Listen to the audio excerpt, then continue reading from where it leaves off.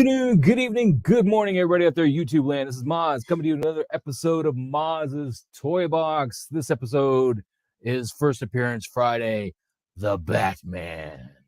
And with us, of course, we have FatBatman himself. Let's bring him on in here and say hi. What's up, FatBatman? What's going on, Moz? Oh, not a whole lot, man. I think I should be FatBatman, though, because I'm like coming out of this shirt, man. This shirt's a little tight. I hear you. Comfortable in. It's crazy. But we're both rocking the Batman shirts. We got some Batman books. Yes, sir. Dude, wait. Yeah, I'm pointing at the right thing. Okay. So, Dave Cobb, how you doing in the house? H Green, what's going on? Yes, don't forget to like, comment, and subscribe. Thank you, H Green. Yes, like, comment, and subscribe, guys. Noble Young, of course, he was first. And he asked me to stop trying to make him talk to me. So, we'll work on that. We'll stop, maybe. We may get a surprise guest, Anthony from SixScaleMafia, maybe popping in. You know, he used to run a comic book shop. So, who knows? Maybe we'll see him. Maybe we won't. It's all relative. So, FatBatman, this is your character, man. This is where you should shine. I should just sit back and let you do your stuff. What's up, Pablo? Man, it's my favorite character in comics, period. I'm very excited for the show. When you first hit me up when we were talking about comics, I was like, oh, okay, Batman. Let's do him first. It's obviously what I collect books-wise heavily, figure-wise heavily. So, yeah, I'm ready. Let's go. Batman rocks, man. The Batman rocks. Little backstory. I know you got a whole bunch of information too, but I mean, the easy stuff I'm going to go with real quick. So Batman originally was created in 1939. Actually 38, 39, right around Superman. DC Comics was like, hey, we need another character, another superhero, because Superman's taken off. We like this. And so Bob Kane was tasked with it, along with Bill Finger, who was the writer. And we had an appearance of this vigilante dark figure in Detective Comics number 27. And that cover date was May of 1939, but it was actually launched March 30th of 1939. Let's add to it, FatBatman. I don't want to take it all from you. Let's go. Oh, well, the first book, I like how they waited so many issues before they finally decided, like, okay, we need to do something here with a superhero in Detective Comics. But, and it, again, it's so different from Superman if you think about it. Like, you have an alien with every power, essentially. You know, can do anything. He's the Man of Steel.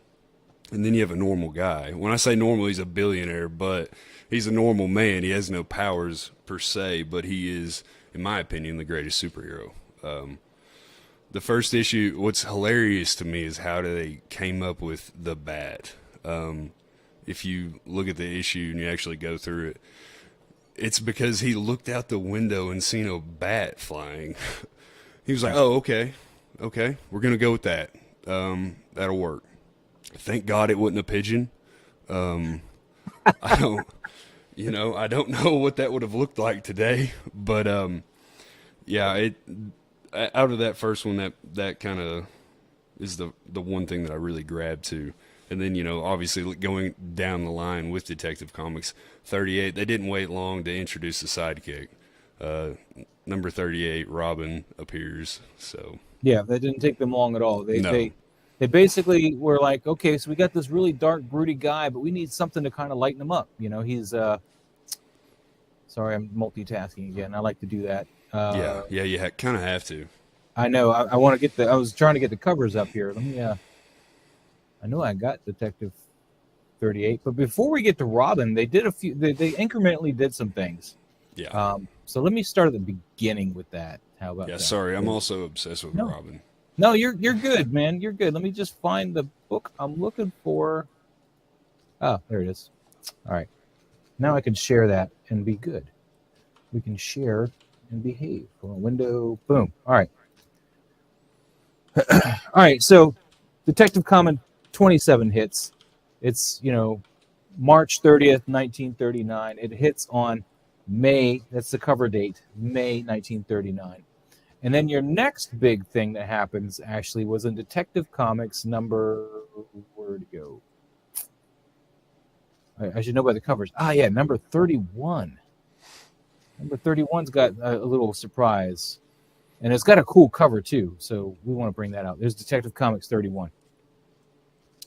In Detective Comics 31, this is the first appearance of a Batman themed vehicle, and his utility belt finally gets used.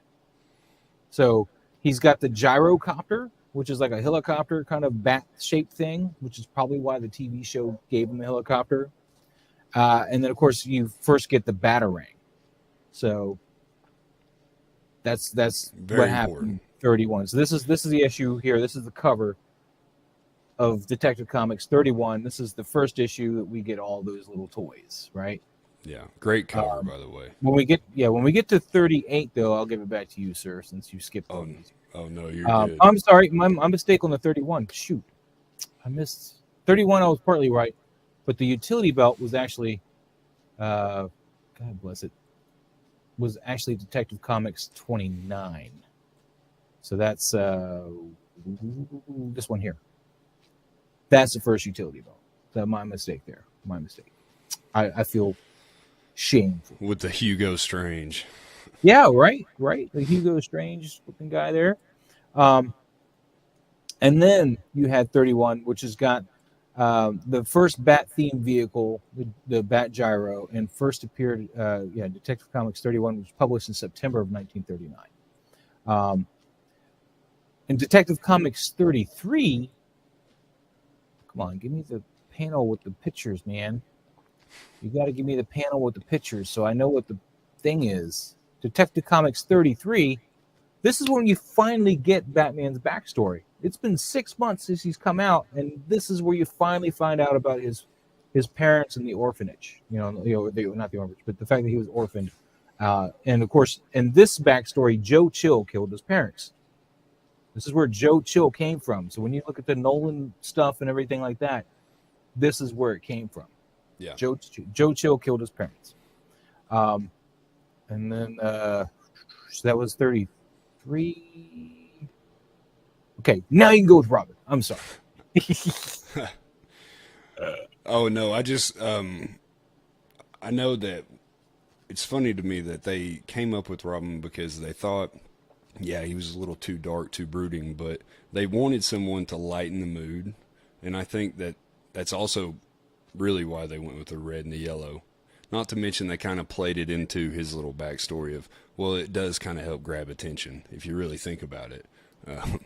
If you're wanting to draw fire from yourself, who else to help draw it than your sidekick, who's basically a giant target? But no, I love the character Robin. There's so many in the books, and we'll get to that later. Yeah. So Robin. Let me see if I have anything actually written about Robin. No. All right. Oh, Dick Grayson. Dick Grayson, Robin. Clarify. Batman adopts him, and it's basically just to kind of lighten him up a little bit, give him a little bit of more panaz and a bit more relatability. And actually, it was put in the one article I was reading, is like if Wolverine had gotten this kind of character to have to parent at that age in his Batman or superhero life, he'd be an entirely different character. And it changes Batman too. In fact, moving to the next big issue that comes out, and I really wish this was an easier way. That's not what I want. Where is the one I want? You're killing me, Smalls. There we go. Batman #1. Okay, Batman #1 finally comes out in 1940. And not only does Batman #1 come out, what's up, JC? A huge thing changes with Batman #1. Do you know what that is, Fat Batman? A couple of first appearances. No, we're not going to touch on that yet. That might even be a whole other show. But a huge thing changes for Batman himself in issue #1. Oh, teach me. Okay, and Batman #1, he throws out his guns. He no longer kills people.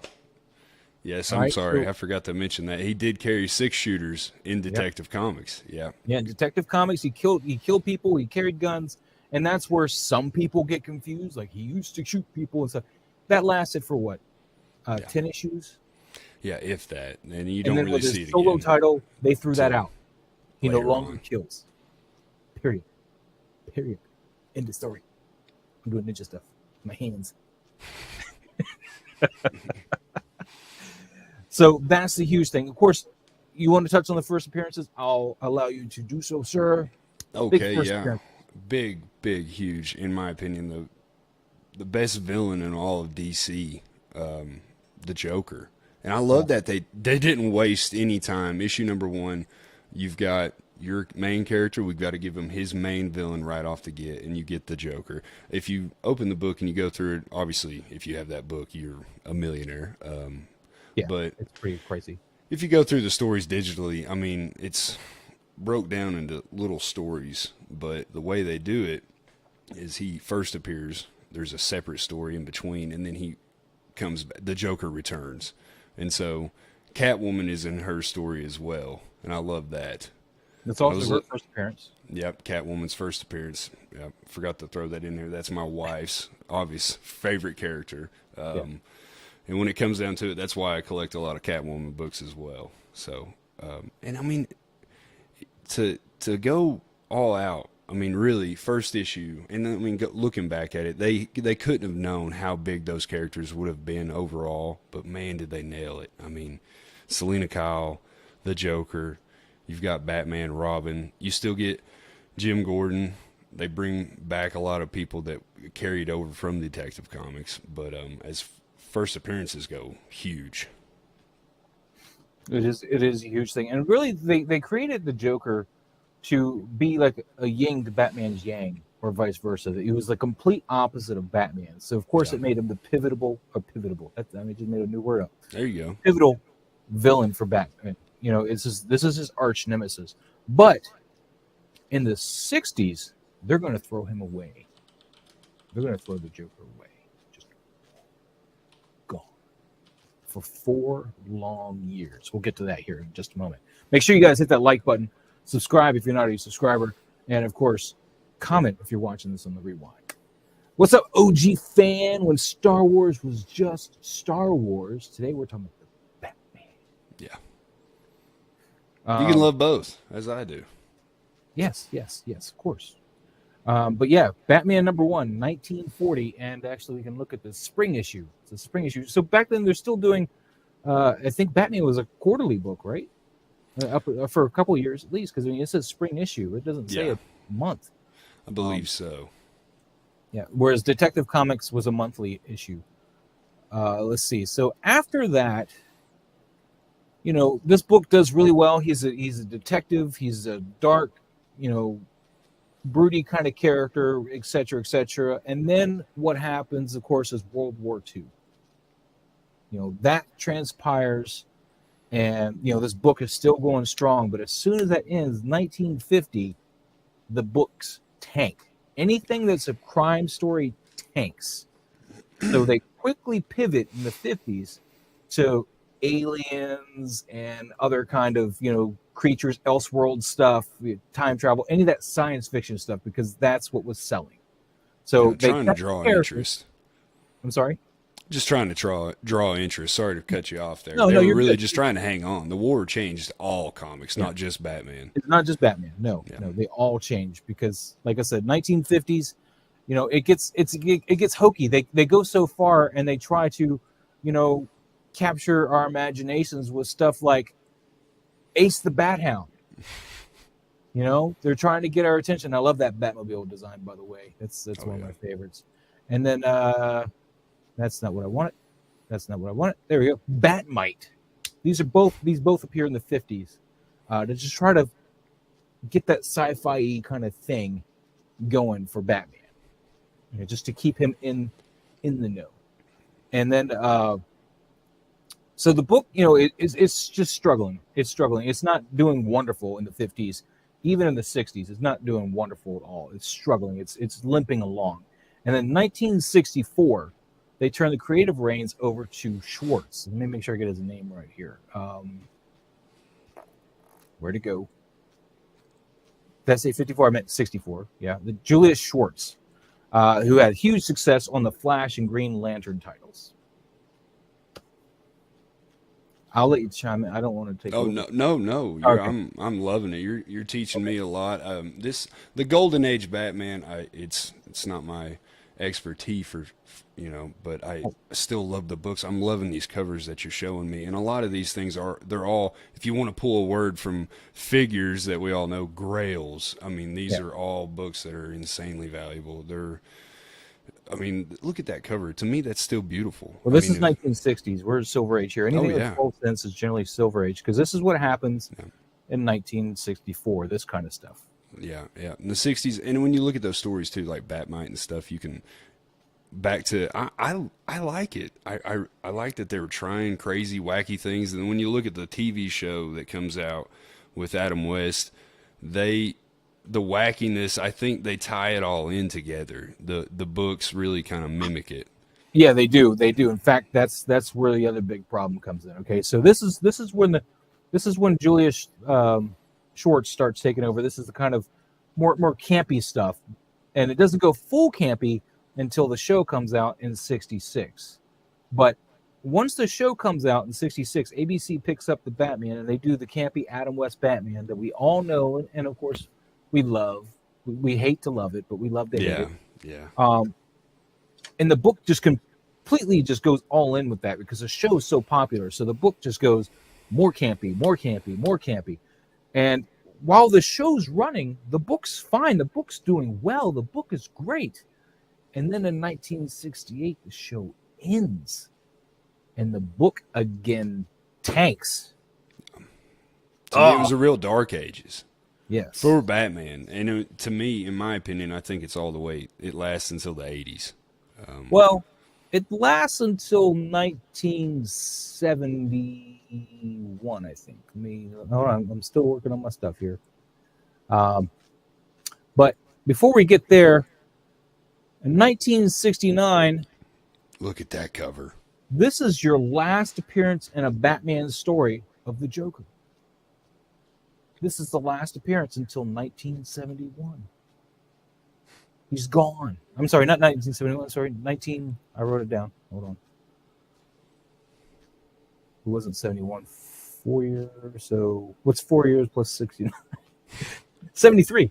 There you go. 1973. So this is his last appearance in a Batman book, but his actual last appearance in any book is his last appearance ever for that 4-year stint was Justice League of America. JC is onto something there. JC. Yes, that happens in the 70s. Yes. Neil Adams, he comes in, he saves us, he bails us out, man. Neil Adams, and again, I got to check my notes because, Neil Adams is the big name, but, there was a writer, of course. Neil Adams was Dennis O'Neil.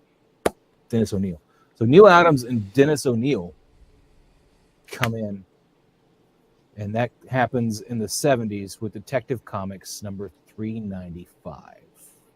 I should have that one. No, that's not it. Where are you, Detective Comics 395? I'm just not allowed to have nice things. Where'd you go? No, there definitely were great books in the 70s. I don't want anybody to think that I don't like any of the books in the 70s, but to me, personally, man, the 80s comics. Do I not have that cover on here? Son of a biscuit. No, we got to go pull it up. I'm sorry. Nice censor. You pulled it back. I don't know if I would have been able to. It's my thing, man. Whenever I was like at work or something. Oh, see, that's what I would say, man. I work outside construction. Yeah, I'm trying really hard. All right. There we go. Now we got it. So, will it be on here or do I have to redo it? Son of a biscuit eater. Come on. Work with me. Stop being a problem child. We'll just do that. We'll close you because you're naughty. You're sharing the wrong stuff already. Window. So this should be it. First Neil Adams. There we go. Detective Comics. 3. Now I forgot what issue it was. At 395. Yep. Oh, man. So this is your first Neil Adams and Dennis Neal Batman story. Detective Comics, Batman and Robin, issue 395. Let me see exactly what year that was, because it should be 19. You're really not helping me, are you? Me or your computer. The internet, January 1970. Boom. Hey, there you go. So there you go. Cover artists, Neil Adams. Boom. Writers, Dennis O'Neil. Boom. All right, good. We are now in the right again. We're not goofing off. I'm sorry, guys. I'm sorry. It's a little hiccupy around here. So yeah, 1970. No, I just forgot. 1970. Yeah. Is when everything changed. Like the campiness was over. Batman gets taken back. They looked backwards to go forward. They went back into, his darker days back in the 40s, all the World War II stuff, and they grabbed what they needed from that and then brought the character forward into the now. And this is where Batman starts to gain into that dark character that we all know and love. So, Neil Adams, much props to you. Thank you very much, sir. Apparently, he's not the most pleasurable person to meet, but give him props where props are due. Because without him, we wouldn't have some really great villains. We got Ra's al Ghul. Oh, wow. Mine just blanked out on everybody else.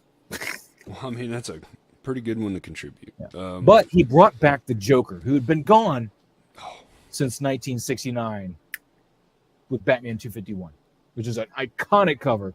And Joker took a dark turn.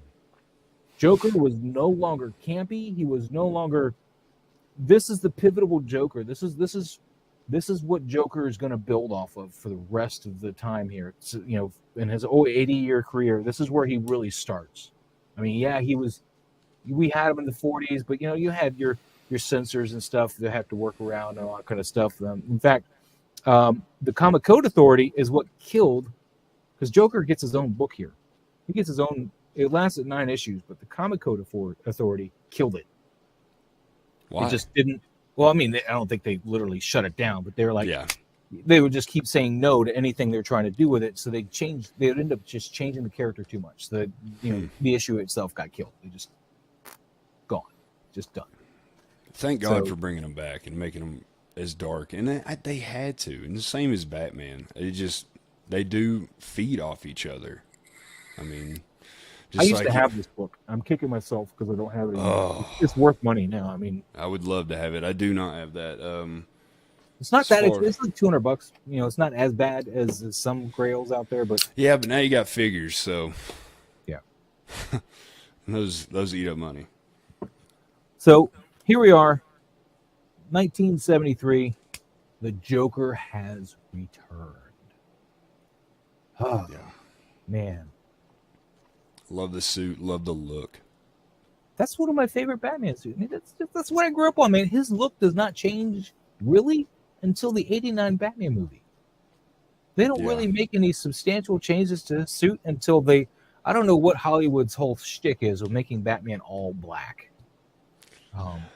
I don't get it. I don't like the mark from Batman.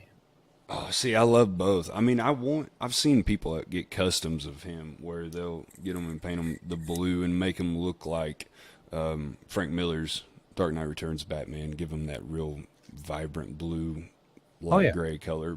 And I love that, but to me, me personally, and that's where we differ, Moz, and that's okay, because everybody has their Batman, and it's okay to have your own favorite. You can love them all. Or you can like one, not really like others. It's okay. Nobody's wrong in their answer of who's their favorite Batman. I'm still listening. I'm just pulling up oh, no, you're good. my buddy's customs here real quick because this is kind of pertinent because, look at this, man. Oh, wow. I'm going to have to get one of these. You know that, right? You're killing me because I'm waiting for mine. Did you order one of these ones here? No. I'm waiting for my Dark Knight Returns. Yeah, the Dark Knights. Yeah. Yeah. But I'm gonna have to get one of these suit Batmans at some point. And he's even goes so far as to do ones with. Is this it? No. But look at that. Oh, it's perfect. You going like a year 2? Yeah. I want a year 2 Batman. But why would Hollywood take the color out of his suit and make it all? But look, he also even does this effect on the cowl. I don't know how I feel about that. Yeah, I would want 2 head sculpts, I think, where I can get, both. Yeah, what's up, the comic collector? How you doing, man? What's up, gang? Oh, something beeped at me. I don't know what it was. Oh. But yeah, me personally, I think I would go with the all blue. I don't know how I feel about it. You with the photography, I could understand why, but yeah, this guy There's your does cover right there. phenomenal work. Yeah, it There's is. the cover.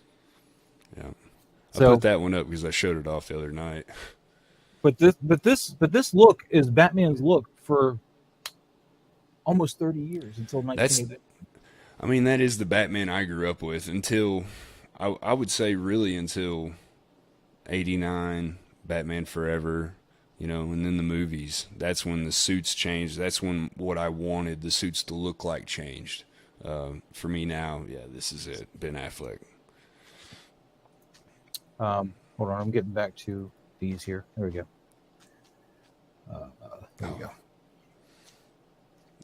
So One of these days, I'll get the book. this book, Yeah. the Oh, sooner the I better, need that because book. Neil Adams is not going to be around much longer, and that's the thing that's going to spike the price some more too when he goes. But yeah, this is Batman 251. This is the Return of the Joker for you guys just coming in. The Joker had been gone for 4 years. 4 years. I read that today. I didn't even know that. I read that today and I was like, damn, they really got rid of it. And also in 1964, they thought about killing off Batman before Julius Shorts took over. They thought about killing him off. Well, thank God they didn't, and I don't know why you would hide that character. I mean, just looking at him, I mean, why wouldn't you want him in your book? Big Dog Pound, what's up, man? It's a Big Dog Pound. I was leaving it open so you can keep talking. Oh no, but yeah, 4 years to me is just crazy. And I seen somebody earlier in the comments. I don't know. Scroll up. Yeah, JC. If they would have canceled it, obviously my life would have been completely different. But when you go to Neil Adams, bringing it back to this book, and bringing Batman forward from what he started off as is kind of goofy. You had those books where it's, golly jeepers, Batman, like to the Batmobile, Robin. Those you had those kind of. That's not my Batman. And like what you said earlier, you'll love to hate the Adam West. I'm the same way. Mm-hmm. It's like, yeah, it's Batman-ish. You have to like. Hurts me to say it. Now I know my dad would be like, yes, that's Batman, and I'll respect it. But I just don't like that goofy style. When this come out, you're bringing Batman forward. You're bringing him into that darker, just brute, and then you have Joker coming back, and he's also the insane clown prince of crime. And I mean, and that fits Batman perfect. Well, most of my my notes end until 1994. So if you want to fill some gaps, I know you had more.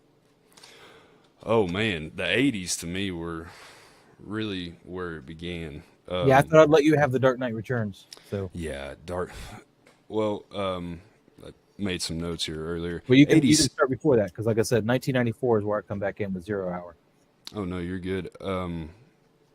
Looking at the 80s, 86, obviously, Dark Knight Returns, and I have the collection. Every book. This is obviously book one. To me, this is the Batman story, the only Batman story. It means the world to me personally for several reasons. But just not only that, this is what I want my Batman to be. The struggle that he has personally in the book, the stories. Thank God for Frank Miller. I don't always love his art, but his story, his writing, it's, oh man, I love it. Then he come out with, Batman Year One. He pulled he also did Year One. Yeah, he pulled a lot of that Joe Chill. He pulled a lot of the things from, way back when in Detective Comics and made it his own. And if you look at that book now, and everybody said it, that's what Nolan made Batman Begins. In every movie you see the pearls. Well, except he pulled Joe Chill out of it. Yeah, I don't want to say Joe Chill. There was when he did Year One, he got rid of an actual faced murderer. They never caught the guy who did it. They don't know who did it. The story itself of him leaving the theater, the pearls falling. I mean, how many times have we seen that? Mm-hmm. But thank God for it. Year Two, I'm not a huge fan of the story all the way, but if you actually read the books through, The story's not my favorite, but I love the art. Todd Oh yeah, McFarlane. Todd McFarlane art in the Um, house. Represent. anytime you open a comic and the entire book is Batman's cape sweeping from one page to the next like it's Spawn. I mean, yeah, look at what my man has there. Look at that. This book fetches money just for the cover. So But it's crazy. This is Batman 423, 75-cent cover price back in the day. man, wish we could have got Oh, those. what you got? Going back to the 80s. Oh, the first print of the Killing Joke. Yes, this is first print. This is 88. Yep. Fantastic. I used to have Fantastic story. The way you tell the different Killing Jokes apart is actually the color of the font there on the cover. Yes, Green is first print, and then they had like pink and all other kinds of colors. And that, yeah, I used yellow. to be able to tell you by looking at it what print it was, but they had like so many printings of that book. But the first print's always been that green. I forgot to get this out earlier. Oh, this yeah, is Detective Comics. also in the 80s. Keeping it. I used to have that one too. This is a We can great get some cover. My Lights, good sir. Yeah. My Lights, they're like makeup. I mean, look at this. Look how beautiful this. Oh wait, what did I do? I know. Look at that. Look how beautiful that is. So shiny. Clear. So clear. But yeah. anyway. No, to me, the 80s, all the books in general, you just go, to me, as a decade, look at what it gives you. To me, that's my favorite decade for Batman comics. Nobody's wrong in their answer, but that Frank Miller, wow. Well, then moving on, 89, they start teasing Batman as, in all black, with Keaton's Batman. He's all black. Now, the books don't transfer over to that look yet, but they start working with that concept. They start, Frank Miller gave him that gray on black look, in The Dark Knight Returns, which is, the original colors of his suit. If you look back at his first appearance, that's the original colors. But, it hadn't been those colors for many a year. And so, with 89, Tim Burton, and it seems like every movie now he's got to have that black costume. Now they've even got rid of the yellow bat, which makes me sad. At least the costume in 89 had the yellow outline around the bat. You know what hurts my heart? You look at this book. This is also an 88, 89. So I felt like we needed to throw this in there for the 80s, and this is a very important book when it comes to Batman's story. Yes. This is the set. Means the world to me, obviously, but as the death of Jason Todd. Yes, and voted on by the fans, which in a way, looking at it, you got us Red Hood. So, but you look at the suit. Yeah. The blue, the gray, next year the movie comes out, he's black. I actually called in and voted for that.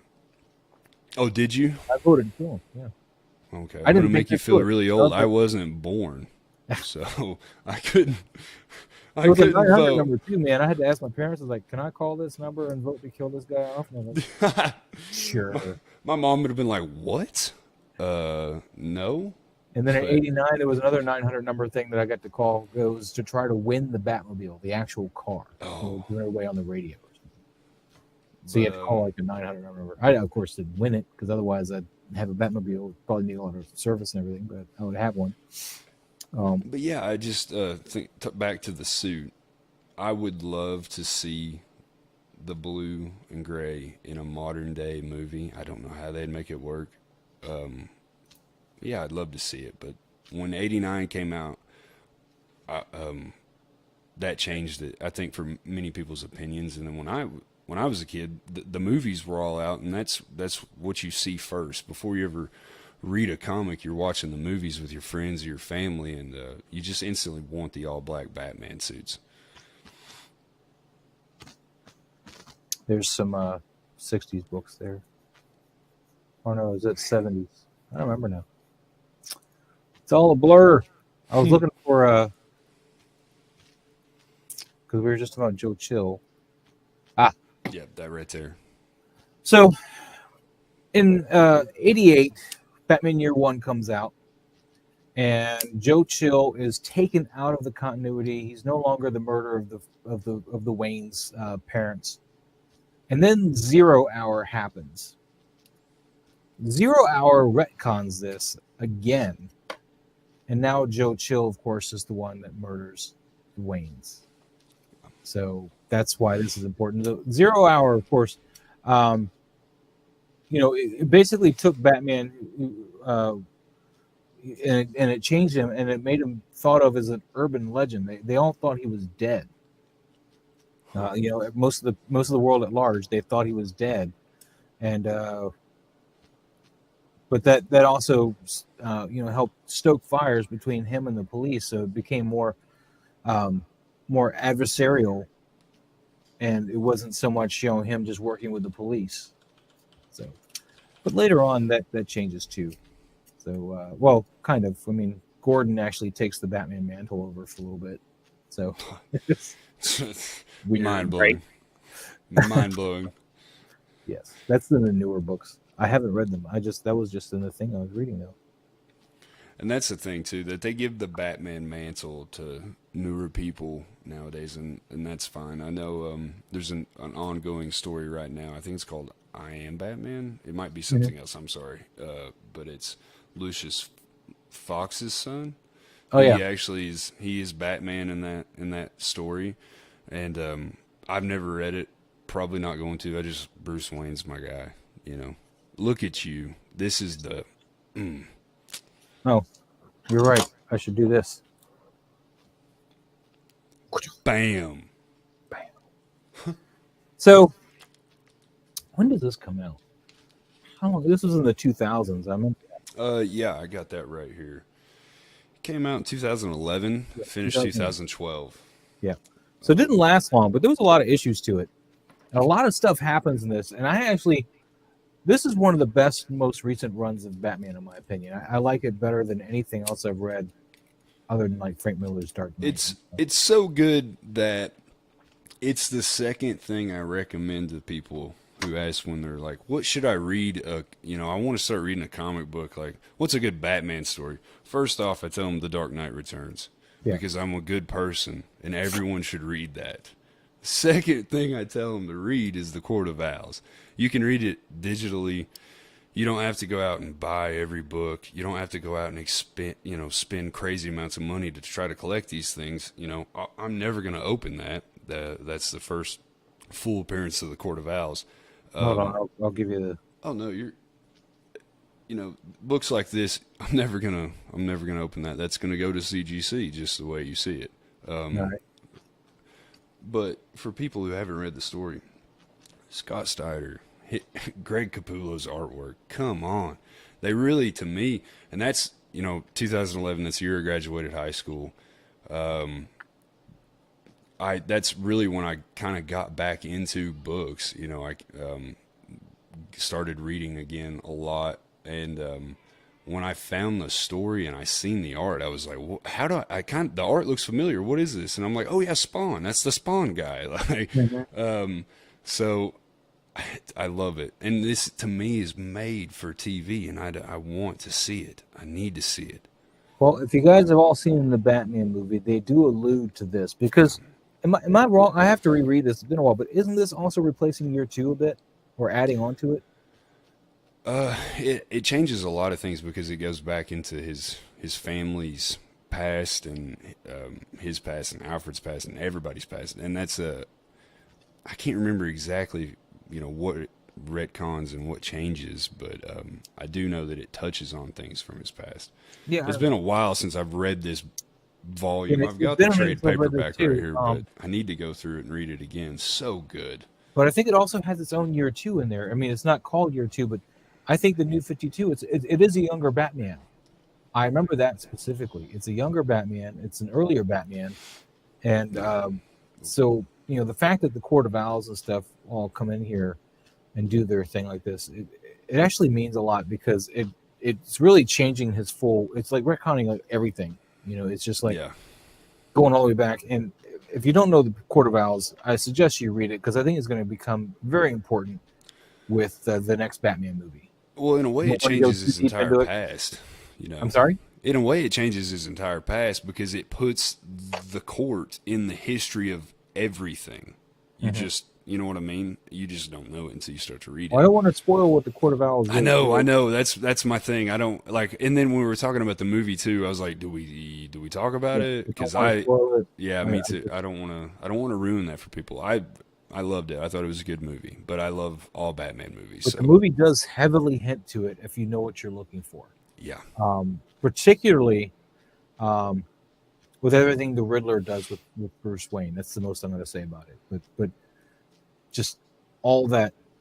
I mean, they touched on it. Man, I really want to go into it, but I don't want to. I don't want to spoil things. I know. If it would tell me when, because I'm spoiling it. Yeah. We'll give it a couple. Probably when it gets to HBO Max, we'll spoil it then. It was 45 days from launch. So yeah, that's when it'll be free to watch on HBO Max. Which I'm so grateful for HBO Max being the DC hub. Yeah, because you get that free with your HBO subscription. I like it. But so you have the Court of Owls, which appear in Batman number 6 as the first appearance of the New 52, Batman number 6. Batman number 4, you meet a member of the Court of Owls, and their name is Talon, and that's their first appearance as well. So that book, I don't know if that's going to come into play or not, but the Court of Owls, I think, is something that they're really leading to in the movie. So good thing there. Guys, you guys have been really relatively quiet, man. If you guys have any questions about Batman, I mean, we can go into it. We can really discuss some Batman. We got plenty of time. Tell me about your Batman fantasies. Yes, I've been constructing things. Wood. I've got wood. Also, not as modern as that, but you're pulling out a book? Yeah, not as modern as the Court of Owls, but show it off here. The origin of Red Hood. That's huge for me because Batman annual number. It's my favorite Robin. Or favorite. He was my favorite Robin. Then he became my favorite villain anti-hero. Yeah. But from what I understand, he's coming around a bit. From what I understand. Do you like the Titans show? I haven't watched past I think I got to season 2 and just stopped because I didn't like the production of it at all. I'm just kind of I hear you. Hard to watch. Man. It's hard for me to watch. I tried. Let me. I'm gonna put that away because I'm done with the covers for now. I mean, other than what we got there, but so. See, yeah, there's my copy of it there, which is also going to CGC. But first appearance of the Court of Owls, great cover. In fact, though, I do like the variant cover that I have. It's got a red background instead of this gray. Oh, really? Yeah, it's like a second print or third print. I don't know. My Talon, I also have a second or third print of. I don't know which one it is. JC says Snyder Capello run was very good in my opinion. Got them all. Yeah, I have the whole run. I have the entire Batman New 52 run, including annuals. So you will not surprise me there. And I've read them all. It's just been a while. What's up, Barrett? This has probably been asked, but did you guys like the new Batman film? I loved it. Yes. It's by far, I think, the best Batman film to date. And I put it above the Nolan trilogies for one simple reason. The city of Gotham works better in this movie.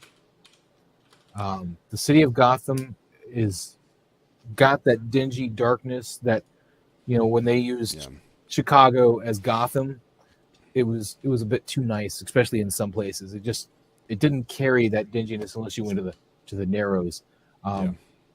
Although I'm not impressed with what I don't want to spoil it. I'll be quiet. I'll say this. He's got a point. I think the Gotham that was portrayed in Joker with Joaquin Phoenix, I think that Gotham, that style, that everybody's just walking around mad. Nobody's friendly. It's not a place where they're like, hey, let's go to vacation. Let's go to Gotham. Gotham's supposed to be a place that most people avoid on the map unless you were born there. But I want to bring this for the people that haven't read Court of Owls. Go out. You can find a trade paperback. These are a lot cheaper than having to hunt down these books and these covers that Moz has and what I've got. This is an amazing story. And that's the That if full you Court of haven't, Owls right there. That the whole this is volume 1. story, right? Or is there? This, No, I can't remember. If there's a second part to that in the trade. yeah, there's a volume 2, I believe. Okay. I think I might be wrong. If I'm wrong, correct me. Now, But yeah, everybody should read this. Such a fantastic story.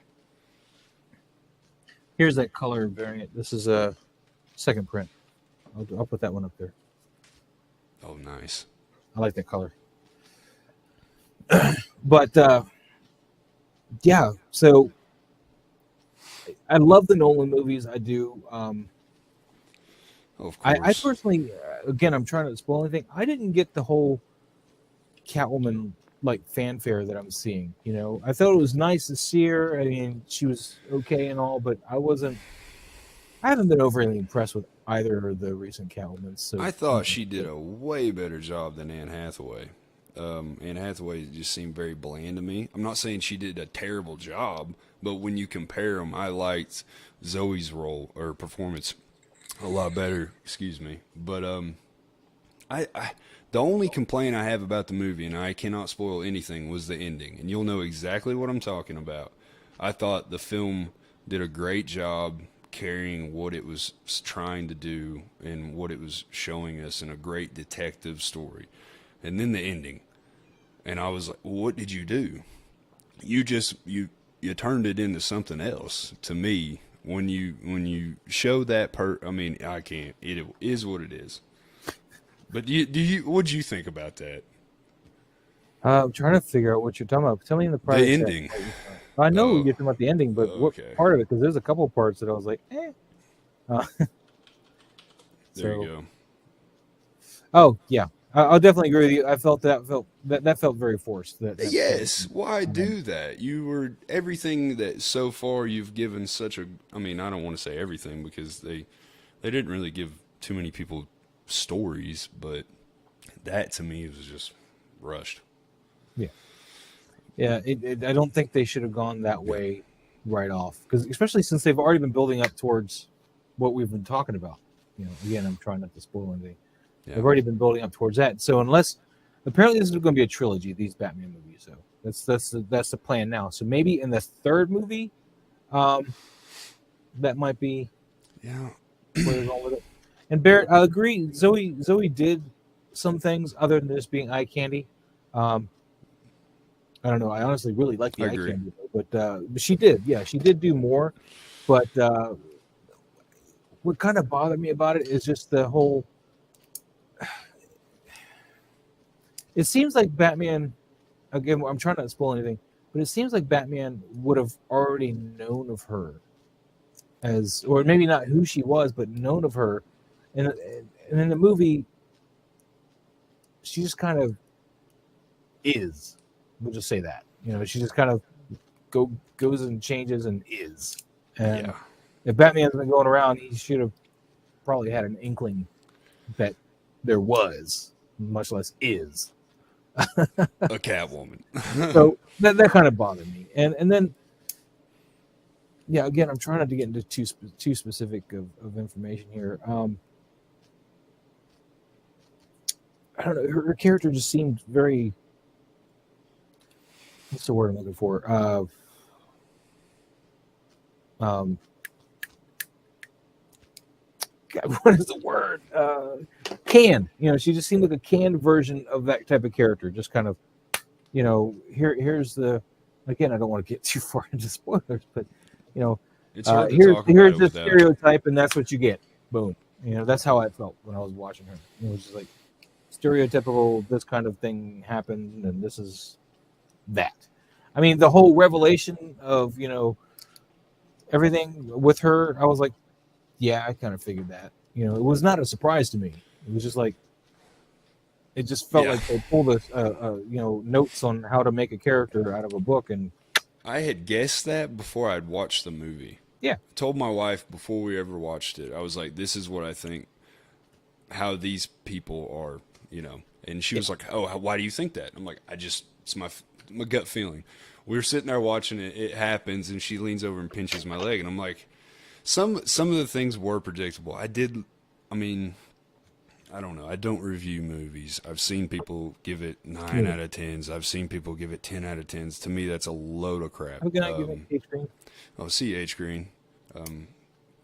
That guy takes great photos. You should go follow him on Instagram, by the way. Oh, yes, definitely. His information is down in the description below, guys. Great guy.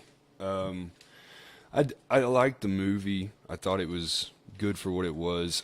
You could tell Matt Reeves, the idea for his movie was he was going to jump into a world without any backstory, and he's not going to even try to tell you anything. He's going to sprinkle some stuff in there in a way to tease you and want you to know more. But as far as Catwoman, like what Moz brought up, how does he, the world's greatest detective, in his own city, and he doesn't know about a burglar dressing as a cat? Acting like, you know what I mean? Like, you brought up a good point, you know. But the ending's what flipped it upside down for me. I think that would have worked out so much better if they just sprinkled her doing a job. In fact, I think they cut it out because no, they used it.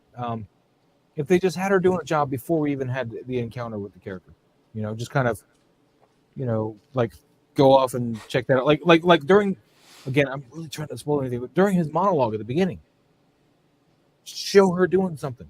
Yeah. You know, yeah. Just one of the things. Or maybe when he's, wow, yeah, it's so hard not to spoil it.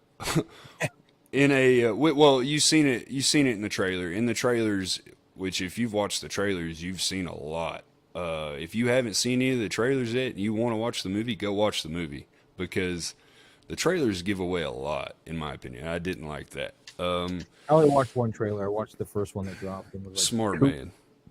That's what I try to do. If I'm going to see it, I try not to watch a lot. Now, Endgame, of course, was a different beast altogether, because we're all like, what's going to happen? We don't know. Yeah. Endgame, you know, in Infinity War as well. Well, see, and that's for me and Batman. Like when, like any of the, like going back to figures, this is what, you know, how I met you and, you know, really got on the YouTube. Everybody who collects all the Marvel stuff, I feel bad for you guys. Like, just because, like, man, what an onslaught of figures that come out all the time. Oh, and for me, these guys are gonna get hit too. And that's what I'm feeling right now. And Queen Studios. That's what I'm feeling right now. And it's like they've only got Warner Brothers license, and really those are my favorite movies, probably. So, like Lord of the Rings, I just got a notification today that Asmus is finally shipping from Sideshow. So my nice. Yeah, be able to finally get the Crown Series Gandalf, which cannot That's wait. a nice looking Gandalf. That's a nice looking Gandalf. I'm very excited for it. But I don't need a Gandalf that bad. I hear you. I really, to me, that was way better than anything I'd ever seen as far as 6-scale Gandalfs goes. That wasn't a custom at the time. Now, I know Queen's probably going to blow it out of the water, but I don't want a Gandalf for $800 if that's what it's going to cost, you know. Exactly. That Joker, another story. But back to Batman, movie-wise, good movie. I felt like some things were rushed. But if you want to talk about my Batman, my favorite Batman movies, it's Ben Affleck. Huge fan of Zack Snyder and his films, and I know you're not, and that's where we differ, and it's okay. It's okay. It's okay even though you're wrong, I still like. Even though you're wrong, I still like you. But yeah, that's my favorite. I love it. Love the story. Love the movies. Matt makes us talking about. He says, "I hope the Arkham Asylum show." And I didn't even realize they're making. I knew they were making a penguin one. Too. Is substantive. Substantive. Is that right? Man, I went to public school in East Tennessee and Missouri. You're asking me what words are. Our education system's really horrid here. Come on, man. Substantive? That just looks weird, and I don't know if that's... Anyway, to the overall story of the films, and not just a dead end for the sake of more content. I would really like a good Arkham show. I think that could be a really deep show. Really intense, especially if they can spring for the Batman to at least show up occasionally. Not necessarily have to be there all the time, but, you know, dropping off, picking up, you know, that kind of thing, interrogating. Hell, The Dave McKean animated, or not animated, but Dave McKean drawn Arkham Asylum book. Oh yeah. That was great. That was a phenomenal book, and that all takes place in Arkham Asylum. And if the show can pull that off, I'm all for it, man. That was a great book. I had that. I still have it, hardcover, first printing. Although I didn't take great care of it because it was a book, a hardcover book, and I was like, I can treat this a little crappier, but yeah, I can read this. Probably shouldn't have treated it the way. I should have left it wrapped because it came shrink wrapped. What do you think about the Arkham Asylum show? Well, I had heard that originally it was going to be a GCPD cop show, and then after the movie came out and the reviews and what everybody had said, they flipped it and decided, okay, we're going to change it up to an Arkham Asylum show. Well, the cop show would be Gotham all over again, except you wouldn't have the young Bruce Wayne. It would be, but with HBO, you can also make adult television for adults. So I feel like that was my thing. I did not like Gotham. I know a lot of people loved it. I hated it. I love the Joker in that. I love the kid that I love his take on the Joker. He's a great actor. Hated that Joker. But really, anything CW, DC related television shows, and I don't even know if that was CW. Was it? Was it Moz? No, that was Gotham was on Fox. Okay, it was still wrong. No, but if you liked it, that's great. For me, it wasn't my thing. I hope Arkham Asylum's really dark, gritty. I hope it's like a kind of a horror element. Yeah, I'm really I'm hoping it is. And for the Penguin, man, he was my second favorite character in the entire movie. Like, Colin Farrell nailed that. The makeup and the prosthetics are insane, but just the way he carried himself is you believed it. Like, to me, that was like Penguin from a video game or a comic book. You know what I mean? That wasn't like, that definitely wasn't, I have a flipper for a hand. You know what I mean? That was the gangster, the real thug, criminal, scarred up, had a hard life looking at him, and you wanted to know more about him. Well, Carlito, I want to read on what Big Dog Pound said too, but real quick. He says, DCU has a history of dead ends, shifting gears to see what sticks. This is very true.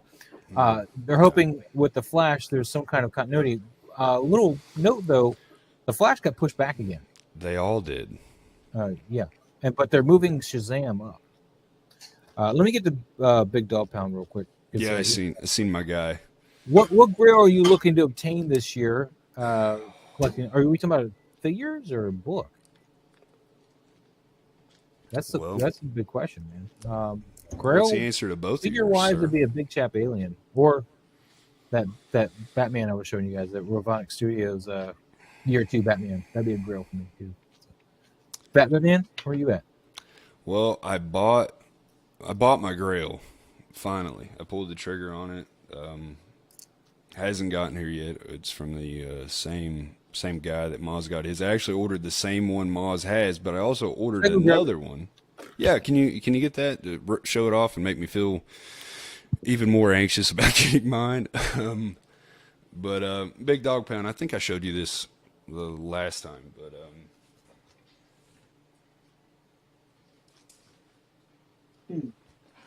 this was my Grail. This is my Grail. This is forever my Grail. I have yet to even, I'm waiting because I have a Jackson Jew custom cape coming. And I've waited a long time to get this guy. He's brand new, never opened. I've waited a long time to get him. And my theory is I can wait a little longer. I want the cape on there. I want it to be perfect, you know.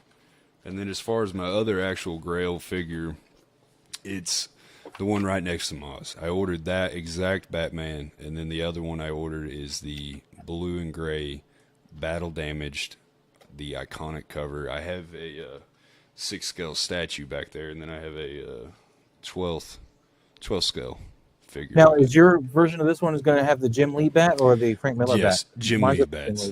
Yeah, I ordered Jim Lee bats. That's my favorite out of the two. I don't like all the little ripples of Frank's. Well, it's iconic. the logo. That's what I was asking. You know, which Oh, I one? hope he sends me both. Well, you can't swap them out really because it is a sticker and it will lose its Oh, adhesive. You know, you have to mess with that. In fact, I may need to, because when I pose it, it starts to come up a little bit. I may need to glue it down. But Big Dog Pound actually wanted to know about Grail Books. oh wow. Grail Books. What Grail book are you looking to get? I don't know if I'm going to get that back into it. You know, I'm going to grade some of the stuff off to grade it. I don't know if I'm going to be shopping for any books. I got little money to play with. Just it's kind of a really specific book, and it's funny you asked, Big Dog Pound. I actually messaged my store today about it, and I was like, I'm really looking for this one book. Any copy, I would prefer, first print. It's from the Dark Side War. It's when Batman finally obtains the knowledge of the name of the man who killed his parents, and then he asks, what's the name of the Joker? And he finds out there are 3. And that's the end of the book. And that's what obviously leads to the 3 Jokers. It's from the Dark Side War. Justice League, Dark Side War, Power of the Gods, I believe is the full title. I know JC's really smart. He's been throwing out some knowledge in the comments. But yeah, Big Dog Pound, that would be the one I'm really wanting.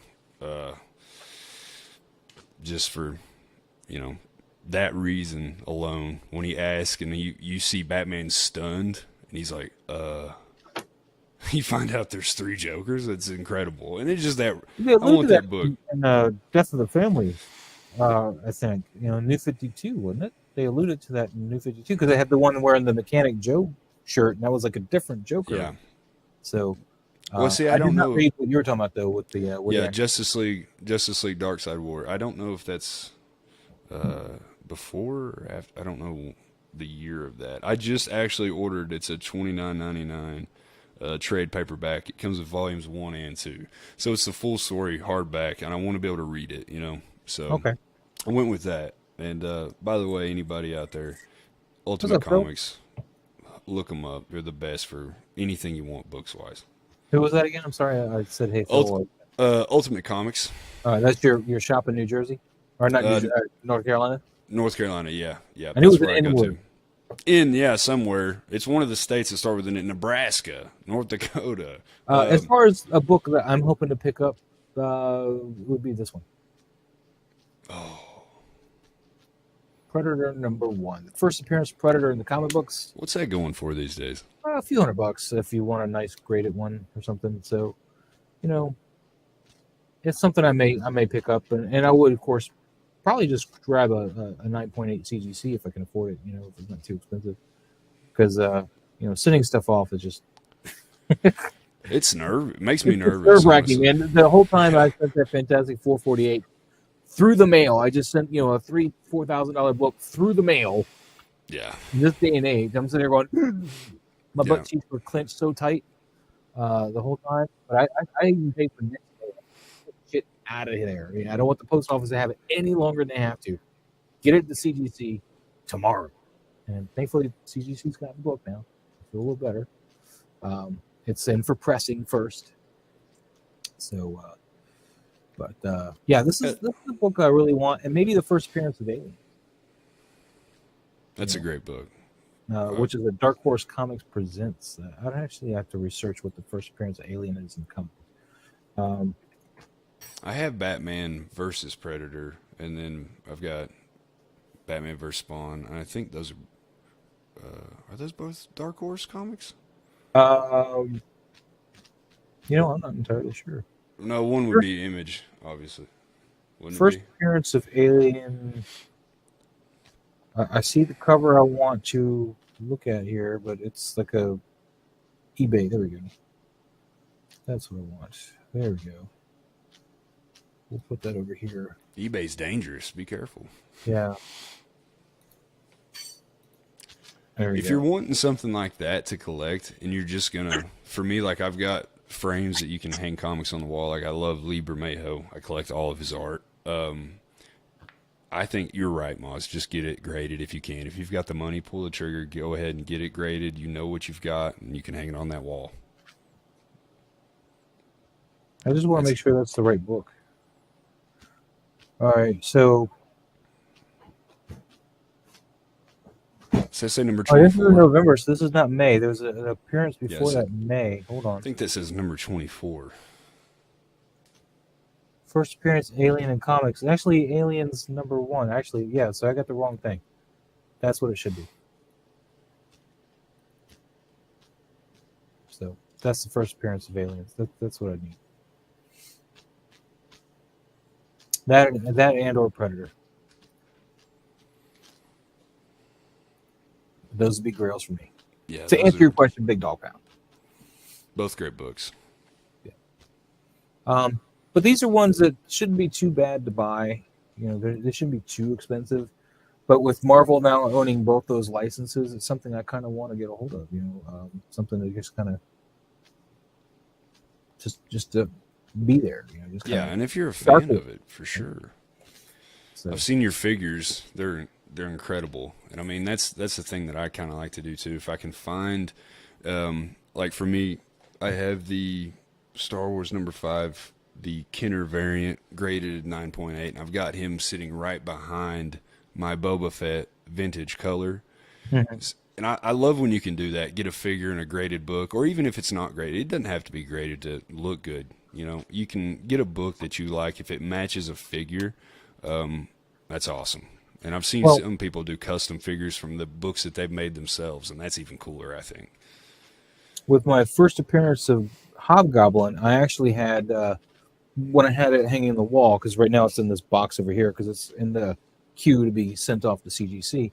Yeah. My first appearance of Hobgoblin, Amazing Spider-Man 238, I used to have it hanging, of course, in a Mylar, not in a nice CGC case, though, but in a Mylar. I had it hanging between the Marvel Superheroes Secret Wars original Hobgoblin figure, still on its card, and never punched. And then to the right of that, on the other side, I had the red and blue Spider-Man from the same series. So the original, 3 3/4-ish, figures that came out. This is the first time they ever made Marvel. It was their answer to superpowers. It came out at the same time for the DC ones. But both of those are still in their packaging, and they sandwiched, the Amazing Spider-Man 238 first appearance of Hobgoblin. Because as a kid, I was looking for that Secret Wars figure forever. The Hobgoblin, could never find it. He had a glider. Everybody wanted the cool one with the glider. I think he was probably one per case too, because nobody ever had it. I never got it as a kid. Never could find it. So when I found it a few years back on an unpunched card in beautiful shape, it was even in like a protective plastic thing that. Did you fall over? Yeah, I fell over and he wanted $100 for it, and I was like, "I'll give you 50," and he met me at 60. I was like, "Deal, mine. Give it to me." And see, that's the thing. Like, I've seen some people get upset about the price of the custom figure that you've got. The amount of time, work, effort, and energy that guy goes into making those, to me, yeah, the body, it is a Fison. But he airbrushes all that detail. Exactly. He puts so much work into them, and to me, it is the most accurate depiction. I mean, that's pulled from the book. And it's worth every penny if you're a fan of that, if you love that, and if you want to hop onto a different kind of thing. And I don't want to get onto the Queen Studios. Everybody's worried about the price of that Joker, and I mean, if it comes out insanely high, but the quality is as good as we think it's going to be, if not better. If it's what you want, pull the trigger and buy it. Nobody's telling you to buy it. But I think they are going to have two options on that, two different prices. Something I noticed when I was watching the Batman movie? Because I had asked this question when the figure dropped. I was like, is this cape, have the tips? No. It's just a straight cape. In the Batman, he does. Why is Hollywood keeping my tips off my Batmans? And I don't want to. Ever since '89, that was, I think, those Joel Schumacher and Tim Burton ones. Those are the last ones that had tips. If you've seen the figure, I'm not spoiling anything for you. The squirrel suit, that made me mad. Okay, like what the hell is the point of the cape then? You're just walking around with a cape.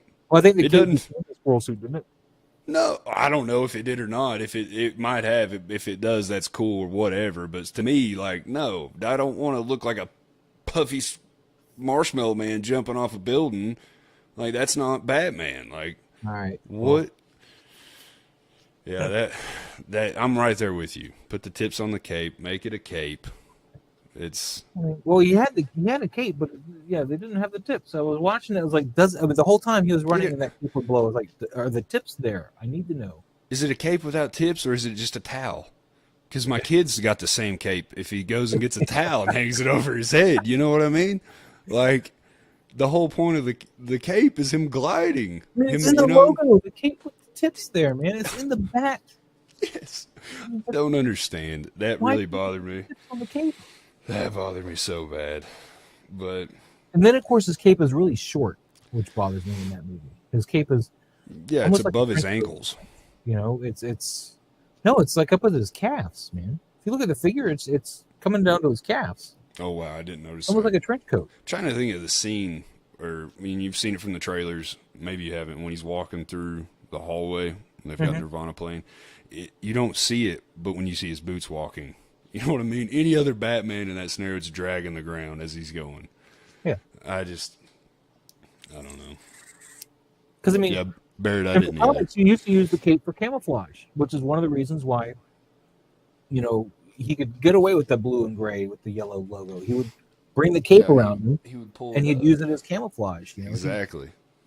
He would use it to kind of hide, and you know, and then of course come out and there's the bat. You know, like the bat, the big bright logo, the bat, and you know who it was, and you're scared. And well, I mean, I'm not scared. I'm just reading a book, but you know, the villain's scared. They're like, oh my god, there's that bat.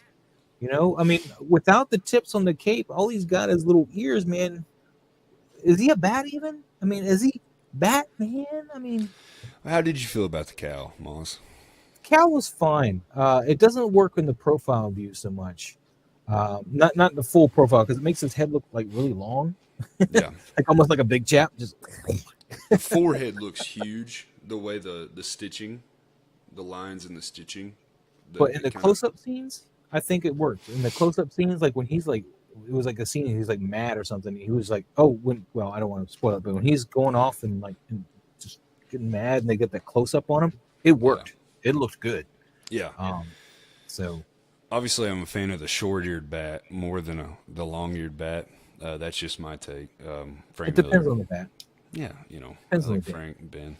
It does depend on the day. It does. Some days I like the longer ears. Man. I will always love the Christian Bale trilogy. You know that the Dark Speaking Knight of a cowl trilogy. that doesn't work, that one doesn't work for me. See. You know why? Because his neck looks like it's really thin. It's like a toothpick holding an orange. It's like you're talking about the second suit. Well, the first suit, his Batman Begins face looks too small in the mask, and then again he's got no mobility, so he looks awkward there too. But like Batman Begins, he looks like he's stiff as a board. Yeah, and I get what they were doing he's with running the down mobility. the hallway in the asylum, and he's trying to get out or whatever. Yeah, and his head looks so weird in that too. And that was him in the first suit. Yeah, and then of course. Every other suit after that is like again toothpick holding orange. It's just crazy. And I'm sorry I talked over you, but that's no, you're good. I'm very passionate about the lack of good cowls here. And then Ben Affleck's Batman, he's got like no face in there. I mean, he's got a very prominent jawline, but his face is like buried in the neck of that thing. The neck of that thing is like this. Well, he was a monster. He was a tank. No, I'm gonna defend him. I don't know if you've heard or looked up to it. Like I know they said the BVS suit. That's what Snyder intended to have. You know, he was just gonna add like the tactical suit. He was just gonna add plates to it. It wasn't gonna change. The Justice League suit was never supposed to come. When they made that movie, I don't think they bought the rights from the suit from the artist who created it. So when Justice League came out, they said, hey, we're going to use that same suit. And he said, yeah, if you pay me. And so they were like, no, we'll just make a new suit. And plus for merchandising, it's easier to sell toys with a new suit. To me, the Justice League suit, I don't like that cowl as much. It's like a sleeker design. It almost looks like it's tilted back in a way. Let me zoom in on your Batman here. Bring him over again. Yeah, man. Bring him into the shot. Let's analyze his cowl for me. Let me get this tank over here. Oh, by the way, shout out to Easy Company Collectibles. This was his. This is the Suicide Squad. So see his cowl there isn't so bad. but I No, guess maybe it's the Justice League cowl I'm the thinking of. Justice League Face is cowl. lost in that mask. The Justice League cowl. It to me, in my opinion, it looks like it's going back. It looks like he's been shot out of a cannon. Yeah, Barrett, you're right. But Yeah. the tactical suit, anything you add armor plates to, I'm a fan of. But yeah, the BVS suit, Suicide Squad, if you're talking about figures or films, that suit's my all-time favorite. I like how this one handles the face and jawline though. Yeah, Oh, I need to I get more love of that. that animated style. Well, it's not even animated style. Hold on. Let me get Well, some more light here. what do you think that figure's pulled more from, the film or the book? Uh, oh, first the Dark Knight, just look. Yeah, I think the book, because if you look at his maskless version, it's definitely the book. But I don't know. such an amazing figure. See, Cannot wait to so get on one. this, the cowl stops here. The cowl doesn't come over the chin at all. It doesn't come into this Yeah. at all. It comes around and down here. Yeah, this one's the same. Or In this one's the Justice League same. one, though, I think it comes out towards the jaw more, right? Towards the chin. It does. I've got the tactical suit here. If you want me to grab it as a comparison. That's up to you. Oh yeah, that's no problem. I've got the Justice League Deluxe in the box still. I haven't opened it, waiting on a custom cape. I know I'm a crazy person. All right, fair enough, fair enough. But I like how they handle the jaw here on this one, and that's great. But if you look at his customs, if you look, I got to dig pretty far back for his Bruce Wayne head sculpt. But if you look at those, let me go find it. Let him balance there. Let me find his Bruce Wayne head sculpts. If I'm not mistaken, it's modeled more after the book and not the show. Which, I mean, the movie's great too. I mean, that theater. Did we like? Yeah, I think we all unanimously Loved it. Oh no, you're good. This cow. See, do you see the angle? Hold of on, the bring it back ears? forward again. You brought him out of focus when you moved him. Oh, I'm sorry. I'm gonna try to get this up here side by side. If you can see the cows, the way they're angled, the Justice League, it almost looks like his head's leaned back, like he's been shot out of a cannon. Whereas the BVS suit, it goes more as straight up point. It's got more of a rounded face, obviously. Not more of a. This is a sleek design, which to me makes his head look smaller than his body. And They brought I in don't the like. neck here on the Justice League one too. It's not as thick. Yeah. The tactical, I let it slide because it's got armor plates. But the Justice League Deluxe version that I have, I intend to use the Bruce Wayne head sculpt on him. Fair enough. Fair enough. I'm still looking for that head sculpt he's got. Do you have any Ben Affleck Bruce Waynes or Batmans in your collection? Now, Ben Affleck was a horrible Bruce Wayne. Oh man!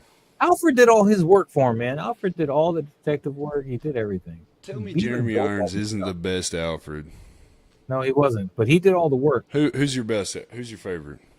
Favorite Alfred? Yeah.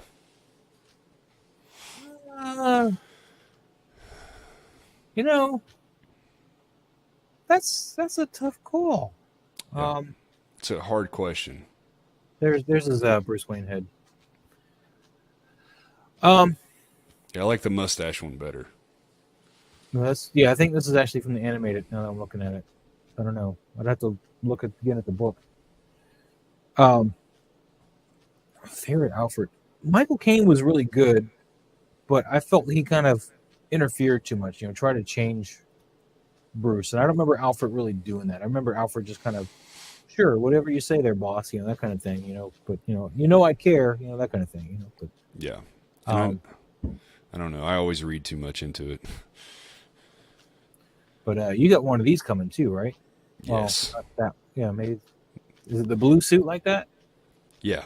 Yeah, it's just like the cover. That's a cool That joke. looks incredible. It is accurate to this cover. Yeah. So Oh, okay. So let me see. He's got that down here somewhere. There you go. That's him. Oh, I can't wait. And he'll post yours too on the Instagram when you get it. But as far as the new Batmobile, I think everybody loved it, Barrett. I think everybody was on board with that new Batmobile. No, there hasn't been a really crazy good Alfred yet. Michael Caine was probably the closest we got. And what's his name in the new movie? He's not bad, but he just was underutilized. Very, very underutilized. I was let down by that. Did you? They had put out I don't know if this was true or not. I had seen, and anybody in the comments let me know. They put out a comic that was supposed to be a prequel to the movie. Let you know a little bit more about it. Apparently, Alfred is the one who trained Bruce in combat. And if that's the case, I want to see that version. I want to see that side of Alfred. I don't want to see the version that we did see. That's the one with the Frank Miller bat. Yeah, it's too many points. It's not a bad looking bat though. Like I said, no, all of his figures are incredible. I think I that is insane. But I want this to be different. I don't like seeing that separation there. I know there's not much you can do about it, but I think his first appearance would also be a Grail for me. What was his first appearance in? It would have been in. Was it in Flashpoint or was it in the Flashpoint bat? I think it wouldn't have been in Flashpoint. I don't know. I'm not sure. I'm not sure. That would be worth finding out. But yeah, definitely that his first appearance for me, I think, would be a Grail thing to get one day, just to be able to snag and have, First appearance, Thomas Wayne as Batman. Flashpoint number 1. I have that. Yay. Yep, Flashpoint. In fact, I just recently put that in here. So. Oh, now you're gonna make me feel bad with 2 things that I want. But I did at least order 2 of those Batmans. Yeah, I'm so jealous of that, man. You got so many. Man, this is all out of order. It's killing me. All because I was. My long boxes are a nightmare right now. What's that? My long boxes are a nightmare right now. Yeah, this is all out of order in here. It's thankfully just a short box, but I got the nice short boxes now. There we go. First appearance of Thomas Wayne Batman right there. Boom. That's huge. I guess this one needs to be graded too, because Flashpoint number 1. First print. This is a direct edition though. Cigars and Bacon, man. What's up? Long time no see, man. Dude, we got like 20 minutes left. So you want to pop in here, Cigars? We'll get you in here. You're usually here, man, but not, So I don't know what you want to do, but we got 20 minutes, and then I got to get out of here because I'm going to be over on Figure Flex Friday with 1/6 scale man. So what are you going to be flexing with?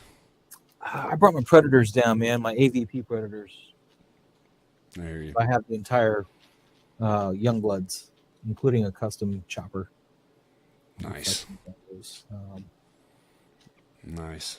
But yeah, back to Barrett on the Batmobile. I like it so much that I'm going to buy the one Hot Toys is going to make. Isn't that right, Moz? Sorry, the Barrett. Yeah, Hot Toys. Don't get me started on that. It was like 20 minutes left. Let me set this fire. I don't think they're gonna make it, man. I think it's bullshit posturing. I think they're sitting there just going, Jazz Inc. back off, because if you watch Jazz Inc. thing, they didn't have the license. To his knowledge, nobody else had the license for the Batmobile, and the last he had checked was a week before Hot Toys dropped this, right? Yeah. So if they didn't have the license, would they even have any R&D to produce a product? Would they have any of that, any models really made by now? And that could be why they only have a back end of it right now in the pictures, or they're stealing those pictures from other sources, because there are 2 different variations of that Batmobile. So on the back end, the pictures are different. There's like subtle differences where the taillights are cased in and stuff like that. Thank you, Cigars. Make sure you guys hit that like button, by the way. Subscribe if you're not already subscribing. But yeah, I think it's just posturing. I think they're just trying to keep Jazz Inc. from doing it, because Queen Studio is going to make a Batmobile. They've come right out and they've said they're going to make one, right? And then Hot Toys drops that they're going to make one after that announcement. I don't think Hot Toys is going to play against both of them. I think if Hot Toys is smart, they'll tease that they're going to drop it, and then let Jazz Inc. and Queen Studios fight it out with what they're going to do, and hopefully, lose some money going into it. What's up, CT603? But yeah, CT603 says they could have easily had a 3D printed something, which is why you only have the back end. Yeah, or a Photoshop. That's what I think it was personally. Just looking at the photos, it's why it's physically different. In the picture with Batman. That shot with Batman, the one that. But that is literally on the other side of that. What you don't see is toothpicks holding it up, because it is a breath away from falling into dust. Yeah. I mean, it's a straight prototype, and that's fine. But I do think they're going to make it. If you look at what they've done for the Batman, you got the bike. You've got a collectible set, which is basically a DX without the name DX on it. And then you've got a light that you can buy independently, and then the figure itself. Yeah. That's a lot of love, and I think they're going to give it just a little bit more. I think they're going to do it just to say they did it. And, I mean, if you think about Jazz Inc.'s Batmobile, I don't know the pricing of that. It's going to be outrageous. $14.99. Okay, yeah. For $14.99, in my opinion, you should be able to get in it and drive. Now, I really like it. Man, I bought the Ecto 1, man. That's $18.99. Hey, man. Yeah. Should come with its own ghost, is all I'm saying. Carlito says, Hot Toys have been dropping all kinds of stuff we didn't expect. I'm not getting my hopes up, but I wouldn't be surprised if they put up for pre-order. I think the reason why I'm really... When they drop that Bat Cycle, I'm pretty much for sure that Batmobile is not coming. Their play was the Bat Cycle. That's what they had.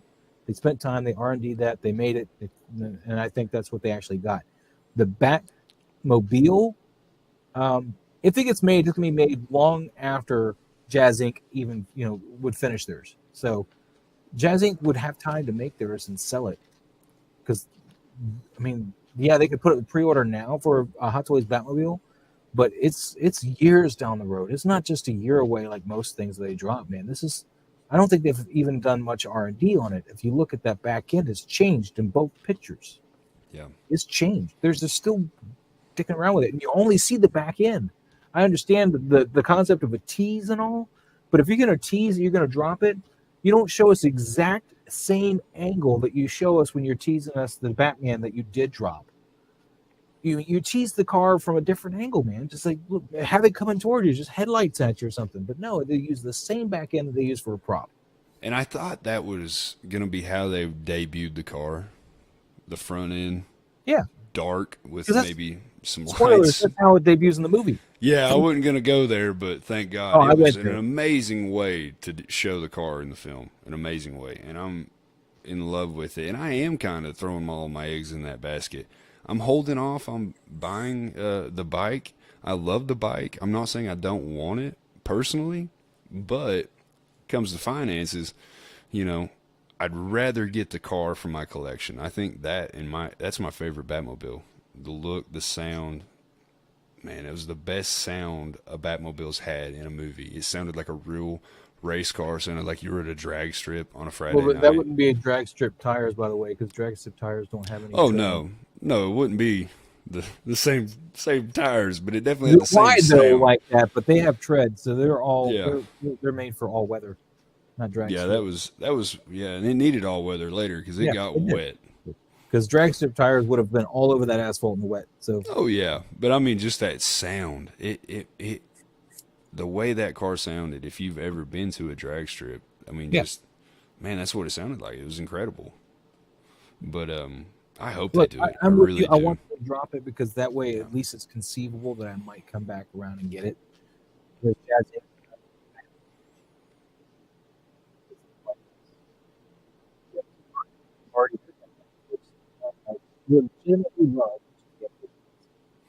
Audio's kind of there. You go. Now you come back. Oh, I cut out or something? Yeah. You went quiet there for a second. Am I good now? Yeah, you're good. Well, did you hear everything I said? No, nothing. I heard the very end, the last word. Oh. So, Nah, never mind. I don't remember what I said. It's all good. But, Big dog pound, yes, approved by Vin Diesel. So Lake Studio says, what's your guys' thoughts on the Queen Studio 16 Ledger Joker? It looks so freaking beautiful, but man, the price point is going to scare me. I really want a Ledger Joker, but the price. Your thoughts on that? I was looking for my wallet. I was gonna throw it out the window. I'm terrified. Lake Studio, I'm the same way. I'm scared to death of the price, but I want it so badly. From the pictures, it looked like they're going to be giving us 2 figures. It looks like you're going to be getting a cheaper version with a sculpted hair, and then it looks like you're going to have maybe like an artist version. I know they've done that with some of their statues with that sculpted hair, and if you do get that artist version with sculpted hair or whatever they call it, I don't know what that price is going to be, but it's going to be outrageous. But I want it. The detail to me is better than anything in the 6 scale game I've ever seen, besides something that was 100% custom. You know, customs are the only times you really see that detail in everything, and that's not Hot Toys' fault. I mean, that's a factory. They're making several thousand figures probably, or I don't know how many limited the runs are. But when you look at how much they're cranking out versus a custom figure, the custom figure is going to get more attention. And to me, that's what that Queen Studios it looked like a picture. I showed it to my wife, and she didn't know it wasn't a figure. And I'm not just saying that. Like she obviously knows what figures look like. It's incredible. I'm terrified of the price, though. I don't even want to guess what it'll be. Some people have said it'll be as much as quarter scale, and I don't think that'll be the case at all. But I do think it's going to be probably six to 800. I'd say somewhere in that range. Probably both of them. The sculpted will probably be $599 somewhere in there, and then I don't know. I'd say that rooted hair, man, that is something else. And the hand too. The hand, I don't know if you don't see a wrist peg there. Yeah, I think what we were talking about the other night was on I think Leo stream or something, was that they might actually have interchangeable arms, instead of hands, so that you can hide that. But that means your hands are stuck in what position or on the arm, because it obviously doesn't have a peg. So yeah, and then again, is that a figure? Exactly. Is it really a figure if you have an arm that can only do this? Like, you probably have a bend here in the elbow because it's underneath the shirt and stuff. But yeah, the hand is not going to be able to really play around, is what it looks like, if that's the case in the way that's set up. So yeah, is it really a figure in your? That's a great question. But have you seen the new body? It's a figure coming out for, I think it's a Final Fantasy game. Guys, I never played those. Don't shoot me. The body was a medical grade silicone. I seen this on Will Foxification's channel. Yeah. It doesn't even look real, man. I mean, the posing and the flexibility they can do, and they're saying there's no damage to be caused to the material, which that's all, I'll let somebody else buy that. Let the pawns go first. I'll let someone else buy it, pose it crazy, and then when it rips, I'll know. But I'm letting somebody else buy the Joker too when they put that out, because I want to see how that figure is before I commit to that price tag. I don't think we're going to get the chance to wait. That's what I'm afraid of. I think it's going to come up for pre-sale and it's going to be gone. And I don't even know where you can buy it. That's another thing. Where can you get it in North America? Where do I have to go online? Right now it looks like you got to go through third parties, like Toys Wonderland or something like that, and you're paying for that kind of money. I'm sorry. You can get something wherever you want to get something from. I have never bought, nor will I ever buy anything from Toys Wonderland. Not saying I've had a bad experience personally, because I've never bought anything, but I've literally seen people, Anthony, 6 scale, I watched that man on a live stream open up a figure, and it was an Iron Man. He ordered a Stormtrooper, I think it was. Mistakes happen. I've had that happen before. When I ordered from JHS Toys, I had ordered an AVP Elder, and they sent me the Predator 2 Elder, which, that was cool and all, but I already had one. So, I would have been fine with that mistake if I didn't already have one. But the AVP Elder, of course, was the last one I needed, so I bought him. And they made it easy. I, of course, up front had to pay for the shipping to ship it back, but then they reimbursed me on the price of the, of the figure or whatever. So it was pretty painless, but it was annoying. And that's another site, JHS Toys, but they got a lot more back catalog. They have a lot of stuff that is no longer printed and made. See, I'm right there with you, CT. Like, I don't think it'll be quarter scale statue size. Everybody's scared to death of it, but I do think it's going to be, like I got the quarter scale Mando. He's getting ready to ship. What was he? 635, I think, maybe.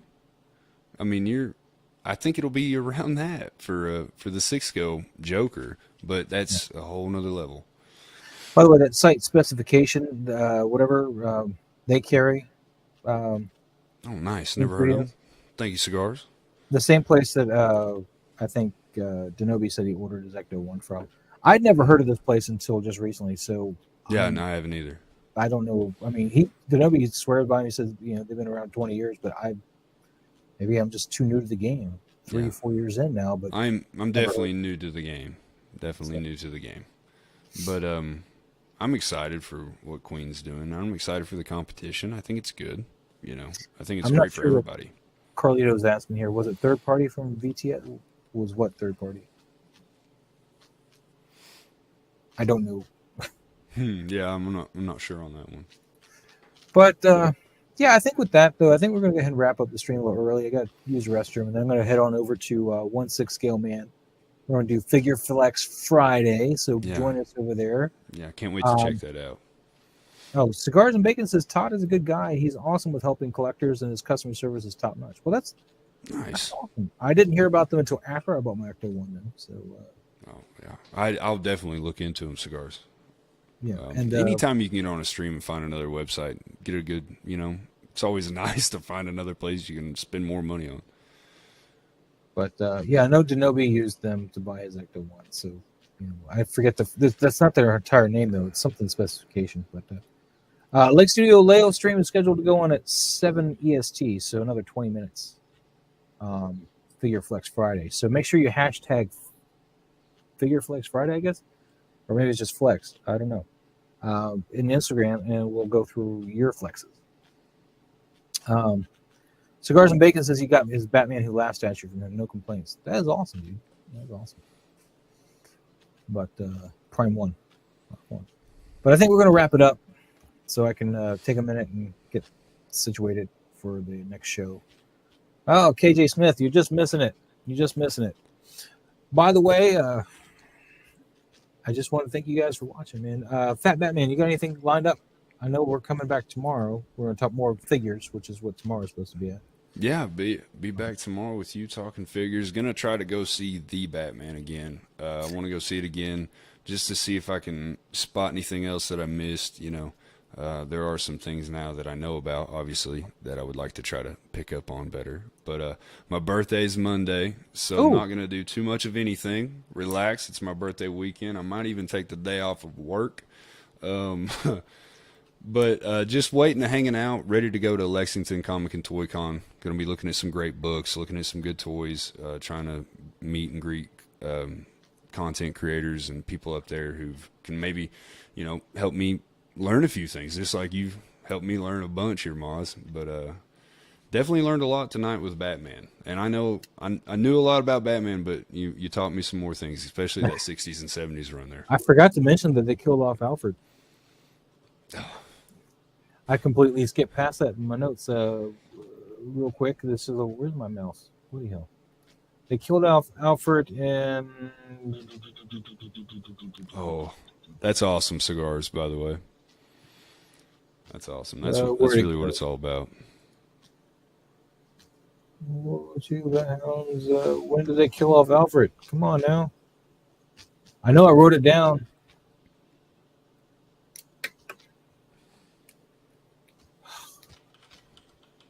They killed him off and replaced him with an aunt, Harriet or something. A Wayne, family member named Aunt Harriet, but which I think I don't want to spoil it in mine. Every time we've tried to talk about this movie, you've popped up and said, gotta stop myself. Yep. Where is this thing? Oh, here we go. It was after Julius Schwartz took over. So one of the things he did, Schwartz also kill off Alfred and replaced him with a Wayne relative named Aunt Harriet. Yeah. So I don't have the year though when they did that, but that would be 50s/60s around there. Whenever I said Julius Schwartz took over, 1964. So 1964-ish, somewhere around there between then and the Batman TV show on ABC. Teaching me more. Yeah. But anyway, guys, we're gonna get out of here. Come on over to 16ScaleMan's Figure Flicks Friday. We'll be over there at another 20 minutes. At least I will be. Tomorrow night, we'll be back at 6 p.m. EST. Hopefully, I got cigars and bacon because I haven't had him in a minute. We'll have FatBatman and hopefully H Green 313. And we're going to talk about everything that dropped this week. I know we touched on it a lot today, but we're going to talk about it in depth tomorrow at 6 p.m. So join us for that. And with that, guys, we're going to get out of here, man. We're going to get out of here. Oh, by the way, Tuesday. Don't forget Tuesdays. Toy photography talk, man. Dude, Tuesday I got some great stuff. I don't have a special guest. I'm going to have just Harry, but AO.Z, he's been, posting stuff that, every week here into the, hashtag Invader Mods. And we'd go over the pictures and stuff. And he just took a huge leap in his pictures, man. And we're going to go over that Tuesday because, every time we would we give constructive criticism to anybody who's got pictures up there, and every time we would have something to analyze and say. But this time, man, he posted what, today or yesterday, just phenomenal shot, and he was like, "Thank you so much." So it was awesome. So we're gonna go over that. Definitely. All right, seriously though, I'm out. We'll see you guys in 20 minutes over on 16ScaleMan, FatBatman. I'll see you tomorrow, sir. Yes, sir. We'll see you. Thanks, guys. Have a good night, guys.